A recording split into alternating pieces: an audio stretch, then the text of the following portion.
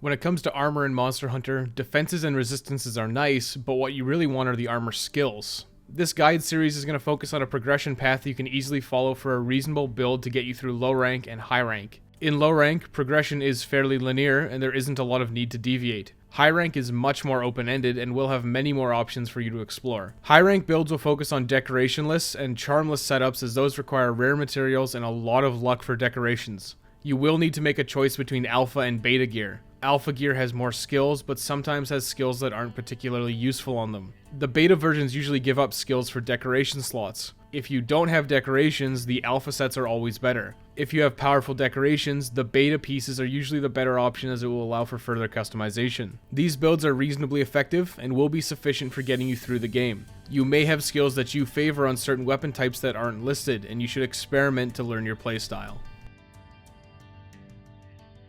Your default armor is terrible, and you'll want to upgrade it right away. The easiest thing you can do is just build the entire bone set. This will be mostly beneficial for the headpiece's health boost, granting you plus 15 maximum HP, and the bone chest's attack up, granting you plus 3 attack power. The remaining bone pieces will benefit certain weapon types and not others. The gloves will give Slugger, which is good for blunt weapons like hammer, hunting horn, and file attacks from the charge blade and switch axe. Bone Coil is only good for hunting horn, but it will extend the length of your songs. The Bone Greaves grant Entomologist, which helps prevent you from destroying Vespoids and Hornitars so you can carve them. Regardless of the skills it offers, this set is extremely easy to build and represents a good armor value spike that you should take starting out. Early on, you'll be given an assignment to hunt Kestodons. After carving some, you'll unlock the ability to build Kestodon gloves. Build these for affinity sliding, which gives you a temporary boost to your critical hit rate after sliding for a short period of time. They also have a strong defense boost over bone gauntlets and should be picked up for most weapon types. This set will be enough to tide you over until you hunt Great Jagras. Afterwards, you'll want to look into picking up the Jagras Coil. This provides Fortify, which gives you an attack and defense bonus if your HP reaches 0 and you're carted back to camp. Fortify is a nice bonus for new players, and even veteran players will cart occasionally. It's a good pickup for all weapon types. Then you'll have to hunt Kulu Yaku. You'll want to build both its Kulu male chest armor and the Kulu Greaves leg armor. The chest grants Stamina Surge, which increases your stamina recovery rate. This is a great skill for every weapon type, but certain weapons will benefit much more from it. The Kulu Greaves grant Critical Eye, which increases your affinity or critical hit rate by 3%. This isn't huge, but going from 0 to 3% affinity will actually allow you to perform critical hits, and it will be a significant damage increase. This will be an acceptable set of baseline armor for the next mandatory fights. From here on, though, things will be handled on a weapon-by-weapon basis. Longsword really favors stacking as much damage as possible. Unfortunately, there isn't a lot of options in the early game. Stamina management and skills that let you reposition will be the focus of this guide until you can stack the damage dealing skills. You may want to consider downgrading the Kulu chest to the Bone Mail for more attack power. The base armor set will have to tide you over to take on Pookie Pookie and Baroth. Unfortunately, they have no upgrades for us. After hunting Juratotus, there's an optional upgrade you can take. Juratotus' Greaves grant Focus. Focus decreases the amount of time required to charge your spirit gauge. Focus isn't actually the best skill on Longsword, since it's actually hard to quantify how much it really does. It's a reasonable pickup otherwise, and there isn't much else at this point, but feel free to stick with the Kulu Greaves. Then you'll have to hunt Tobi Kadachi. The Kadachi Helm grants Constitution. It will reduce the amount of stamina dodging will consume. You also want to build the Kadachi Van Braces for Evade Extender, which will help you reposition, but again, it's not the best pickup for Longsword, it's just that there isn't much better. Finally, if you're using Tobi Kadachi's weapon, pick up the Kadachi Coil for a bonus to Thunder Attack, which will be more consistent than Fortify. The Kadachi chest may seem good for Jump Master. Unfortunately, the Spirit Helm Splitter actually doesn't count as a jumping attack, so it's not the greatest pickup unless you're desperate for an armor upgrade. Anjanath is next, and again, unfortunately, there are no reasonable options for us.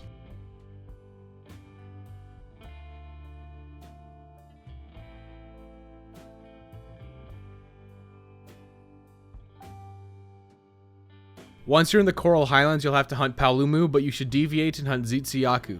The Tzitzi male grants Constitution, which will reduce your stamina drain while dodging, as well as giving you a reasonable defense increase. You can stay with the Kadachi chest if you took it, if you prefer keeping Jump Master.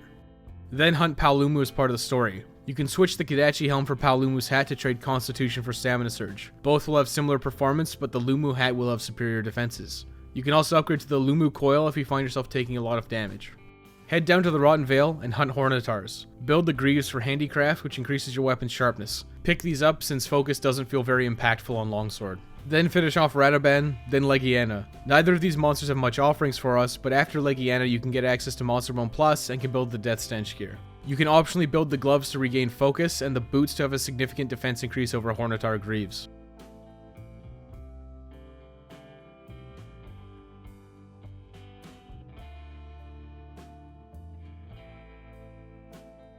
Next is Odogaron. Pick up its coil for critical eye before moving on to hunt Rathalos and Diablos.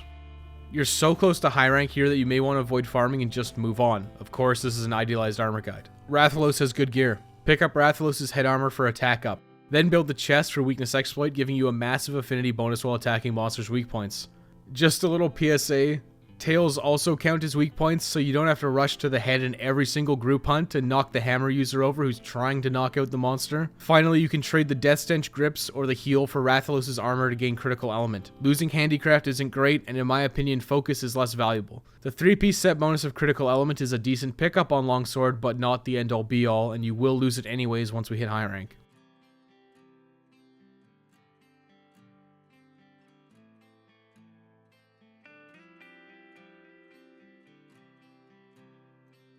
Build these pieces if you want, but it's time to move on.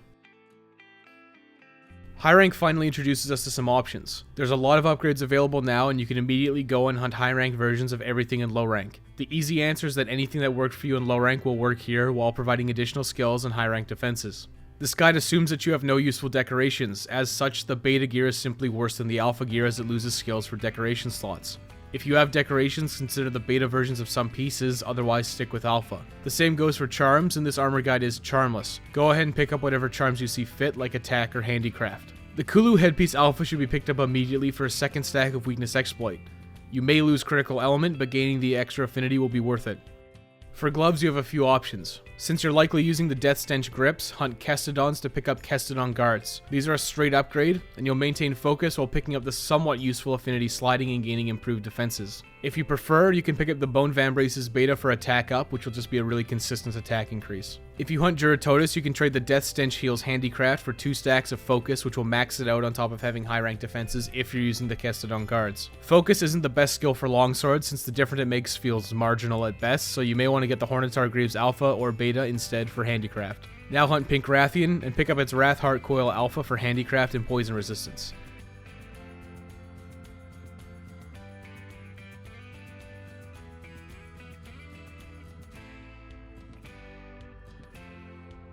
This set should make you adequately prepared to take on the higher tier monsters of high rank. Odogaron's set is a reasonable choice. It provides a lot of critical eye, speed sharpening, and the 4-piece set bonus is Protective Polish. Protective Polish prevents your weapon from losing sharpness for 60 seconds after sharpening. It's a great skill, but you give up a lot to get it. The 2-piece set bonus of Punishing Draw actually has reasonable synergy with Longsword. You'll often be unsheathing because you automatically sheath at the end of the Spirit Round Slash to fill your meters for Helm Splitters. Build the Headgear Alpha for Critical Eye, the Gloves for Constitution and Critical Eye, the Coil for Critical Eye and Speed Sharpening, and the Boots for Quick Sheath and Critical Eye. You'll want to pair this with the low rank Rathalos chest to maintain Weakness Exploit.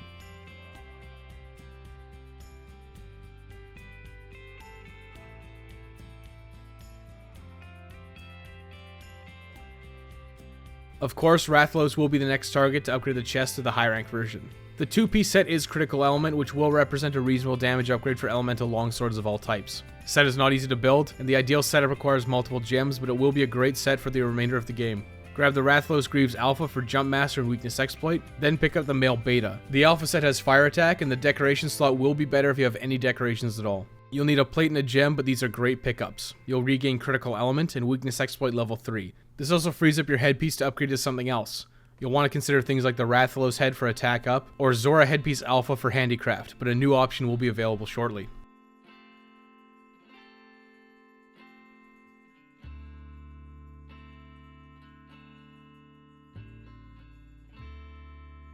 With this set, you will be extremely well prepared to take on the remaining bosses of the game. You can hunt as your Rathalos to upgrade further. The Wrath's Soul Helm Beta gives critical boost and 2 decoration slots. The Alpha version gives Intimidator, which is not a great skill, so take the slots and put whatever you have in there. This again requires the Rathalos Ruby, but it will be a great addition for endgame content. Either of these sets will be adequate for everything else in the game. Everything after this is just a matter of customization and preference once you get access to better charms and decorations. The Elder Dragon sets are usually safe bets, but won't necessarily be better or worse than this, just different. Nergigante set is a great general purpose set. It has maximum might, which gives you a 30% affinity increase while at maximum stamina. This works well on longsword since you won't use stamina for attacking. It's a very consistent affinity increase on all monster parts, not just their weak points. It also has Agitator, which is a very high uptime of increased attack and affinity. Then it has attack and stamina surge to round it out. It's a good general purpose set that's easy to build. Nergigante's Dragon King eye patch has Weakness Exploit 2 and a tier 3 decoration slot, making it a good pickup. After Nergigante, you'll also gain access to Dober gear. The Dober Male Beta and Dober Greaves Beta are excellent options for boosting your attack power. The Valhazak's gear isn't the best, but the materials can be used for the Death Stench set. You can use the Death Stench Heals Beta for Handicraft 2 and 2 decoration slots. Finally, Teostra's Kaiser Vambrace's Beta give level 1 Weakness Exploit and a decoration slot, making it a great option to pair with the Dragon King eye patch. For some, you'll want to incorporate as much handicraft as possible to push yourself to white sharpness. You'll also want a protective polish decoration, as is the custom, and as much affinity and critical boost as you can stack. If you're using the Divine Slasher from the arena quests, you'll also want to incorporate an elementalist decoration.